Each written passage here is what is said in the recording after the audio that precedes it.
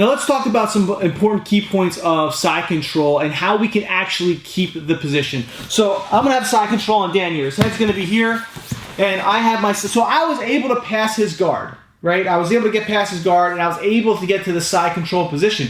But how can I actually keep the side control to where not only can I keep it, but I can start going for particular submissions on him? So the first things first is when I have side control, ideally, I want basically control underneath his head. So I want a crossface on him. And the reason for this is because if I control his head, he's going to have a hard time turning his body. And not only do I want to control his head, I want to get what a lot of people call the shoulder of justice. The shoulder of justice is when you're driving your shoulder into the jaw and the neckline of your opponent, and it basically makes it very hard for them to turn their face into you. And if they can't turn their face into you, they can't turn their body into you. So when I'm here like this, right? Let's say I don't have an underhook. So right now I do not have an underhook. I just have a hand underneath his head, and this hand is blocking his hip, which blocking the hip is very important as well. I'm going to take my right hand, and I'm actually going to cup his shoulder. Okay? We're going to talk about if I don't cup his shoulder as well, but I'm going to cup his shoulder, and once I cup his shoulder, I'm going to pull his shoulder in, and I'm going to drive my shoulder into his face, just like this. I can even choke him from this position as well. Now, I'm not going to drive a ton of pressure into Dan's face and just hold it the whole entire time I'm talking, right? Because I'm not trying to torture him, and I don't want to accidentally choke him unconscious as well. So I'm here like this, right? I grab his shoulder, I pull it in, and then I turn my shoulder in, because now when he goes to turn his face into me, it becomes much harder for him to do this. So I'm doing this, and also what I'm doing is I'm keeping chest pressure on his ribs as well. All right, this is very important too, because if I just go like this and I don't keep chest pressure on his ribs, my head is still going to be down. He may still have the ability to turn his hips into me. So if he has the ability to turn his hips into me because I don't have some sort of chest pressure on him, then the crossface isn't as strong. So we have to apply all these different things together. I want to get this control on his face and do whatever I can to make sure he can't turn into me, all right? And the reason why I say that is because, you know, there may be different aspects where I actually don't have the shoulder of justice, but I want pressure this way, in some way, shape, or form. And in this video, I'm not going to go over possibly every single aspect of keeping the side control position. We're just going to give you some important tips that can really help you out. So when I have this position here, I grab his shoulder, I drive my shoulder into his chin here so to make it harder for him to turn into me, and my chest stays on top of his body. Also, this hand, if I do not have an underhook, it blocks his hip here. Okay? All these things come into play, because now when he goes to turn into me, it becomes much harder for him to do that. All right, and that's what we want to do. We want to make it hard for them to turn into us. The other thing that's going to help me, if I feel like he has the ability to start turning into me, is I'm going to take my chin and I'm going to put it down on his shoulder. And the reason why I do that is because I'm basically controlling his shoulder joint. Essentially, wherever there's a joint, you have the best leverage. If you go in the Grappler's Guide, there's a whole entire section that is labeled leverage. I think it's leverage points of grappling. And there's also another one that's called joint manipulation, which is very similar. And I talk about the leverage points of grappling, and that section alone will help many people out. And this applies to that. So I'm here like this. I drive my pressure, and I put my chin on his shoulder, because now when he goes to turn into me, it's much harder. So not only am I controlling his face, I'm also controlling his shoulder. If he can't lift his shoulder, he cannot turn into me. The main reason why I'm blocking his hip, because if he does have the ability to turn his hips at all, and I do not block his hip, and there's like space in here, then he can easily get his knee in, and then I pretty much gave him a free escape, and I don't want to do that. General terms, you always want to block your opponent's hip to stop them from getting basically a free guard recovery. So let's just do a 180. So I'm going to be here, and then I'm going to come on to this side here. So legs over here, head over here. So let me talk about blocking the hips and even what my legs are doing here. Ideally, in a perfect world, I want his arm up on top of my leg here. The reason for that is because if he can bring his arm inside, he could frame it across my hip. So by having the ability to frame his arm across my hip, even if my head is down, right, he has something to basically push off of, even if I'm blocking his hip, and he can use this push to basically start pushing me away. So yes, so he can start doing that.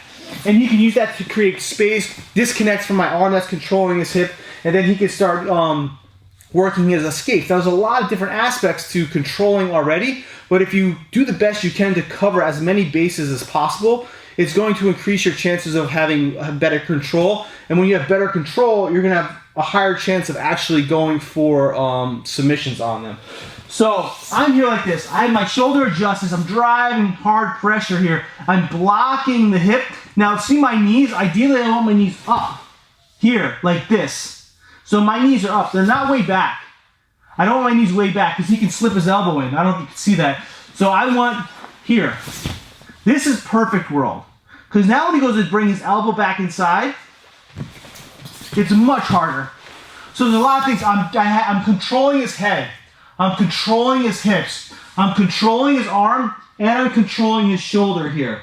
Having all these things in play makes you much heavier. Also, I'm putting chest pressure down onto his chest as well, and I'm not leaning too far over. So if we turn, so Dan's head's going to be here, feet are going to be here. So now I have opposite grips, okay? I'm basically on the opposite side, but I wanted to show you basically where his arm is. So I'm here like this, okay? Ideally, I want his arm up on the ramp. I call it the ramp, up on my thigh.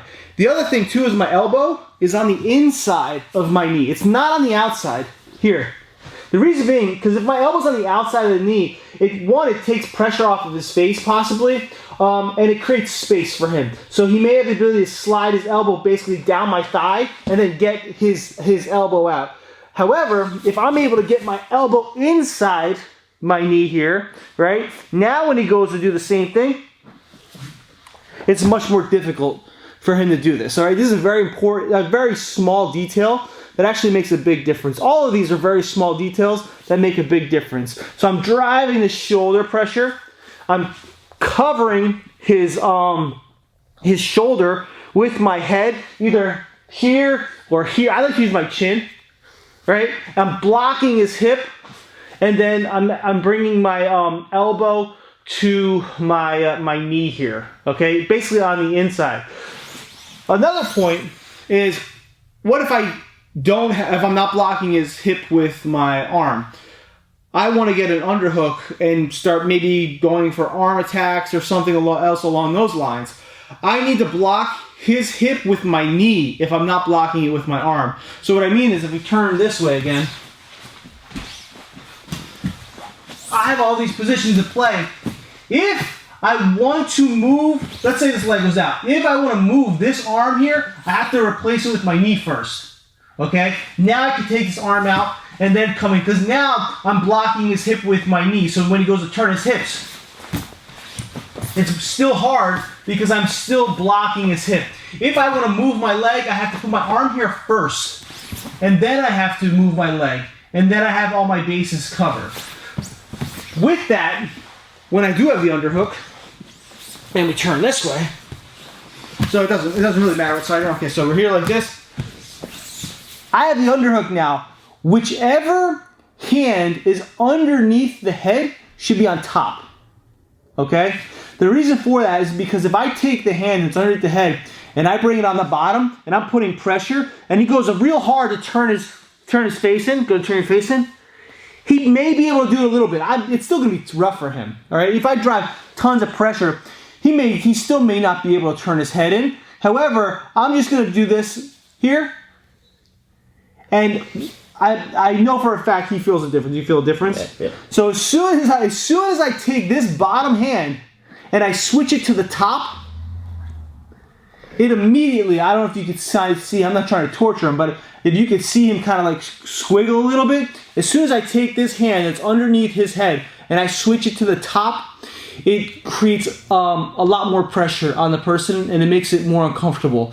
And then the final thing, as far as keeping position, and I'm possibly missing some things because I'm kind of just rapid firing details at you, is keep your head down. The only reason my head is up in this video is so you can hear me, all right? If I was working attacks, I want to keep my head down here. Maybe here, it doesn't really matter. I like to turn my head towards his head. The reason being, because if I'm here like this, he could drive his arm into my face. Here, yeah, like whether it's his bicep or his his forearm or whatever. But if I'm here like this and my head is down, now when he goes to do those things, it's harder for him. Also, if he goes to bring his arm up like he did before, boom, he's helping me possibly get attacks on him by keeping the head down. Also, keeping the head down increases your chance of getting submissions on them. When I'm here like this and my head is down, when he goes to bring his arm up, here, I can use this. I can use this to basically go for submission arm crushes. He may turn his arm back down the other way. Oh, I could use this to go for my Kimuras and so on and so forth. So I can go for lots of arm attacks that way as well. And one more point, so I kind of lied a little bit. That wasn't the final point. Try not to have your weight too far over them. So if you have your weight way over them here like this isn't good. You're going to take off a lot of pressure on them. And you might also make it easier for them to roll you over. If he takes his right arm and grabs my leg or something like that, he might be able to just roll me right over. And we don't want that to happen either. So we want a nice, good, solid base here. Chest on chest. I'm not even doing chest on center. I'm doing chest like basically a little bit closer to me. So it's almost on his right side of his ribs. And that's where my pressure is. So those are basically a bunch of different things to help you control your opponent better when you have the side control position recording. But all these different things are going to help you out. And there's even more aspects to it as well. You can possibly find those in the Grappler's Guide. There's other videos on the Grappler's Guide talking about the position tips of side control. And if I'm missing anything, if there's any issues that you're having, let me know. And then I'll do the best I can to help you out. All right? So if you have any questions, comments, post below. Peace.